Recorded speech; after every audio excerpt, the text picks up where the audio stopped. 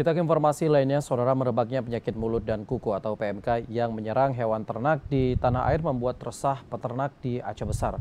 Sejumlah peternak memilih tidak melepasliarkan hewan peliharaan mereka guna mencegah tidak terinfeksi dari penyakit mulut dan kuku.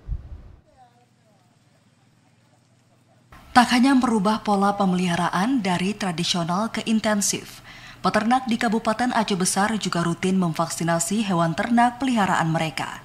Salah satunya Sofian, peternak di Kecamatan Plang Bintang. Sejak menerapkan pola ini, Sofian rutin melakukan pemberian pakan serta menjaga kebersihan kandang sapi maupun kerbau peliharaannya. Cara ini telah dilakukan sejak beberapa tahun terakhir dan dinilai lebih aman dari paparan berbagai penyakit tak terkecuali PMK. Sejak PMK mewabah di tanah air, keresahan turut dirasakan peternak di kecamatan ini. Pasalnya, sejumlah ternak di sekitar kecamatan ini juga mulai terpapar penyakit yang disebabkan oleh virus tersebut. Selain menjaga kebersihan kandang dan memvaksinasi hewan ternak, sapi miliknya juga rutin dimandikan.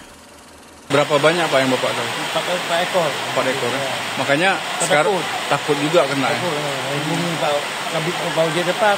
Pak, kalau yang di kandang kita ini ada berapa banyak sapinya? 60. 60 lah. Bapak udah berapa lama nih beternak sapi? 4 tahun. Jadi kondisi sapinya memang nggak dilepas ya? Udah, di kandang tuh ini. Kalau di kandang ini udah aman. Lu pernah polanya model dilepas juga? Pernah. Tapi sering. Banyak hilang. Selain hilang kena penyakit juga? Penyakit mati di hutan nanti yang ada dijaga. Dibantu sang anak dan 4 orang pekerja, ternak-ternak dipersiapkan untuk memenuhi kebutuhan warung miliknya dan dijual saat momen megang maupun Idul Fitri.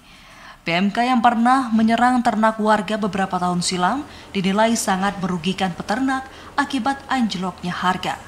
Meski belum signifikan, PMK juga telah menginfeksi ternak di kabupaten ini.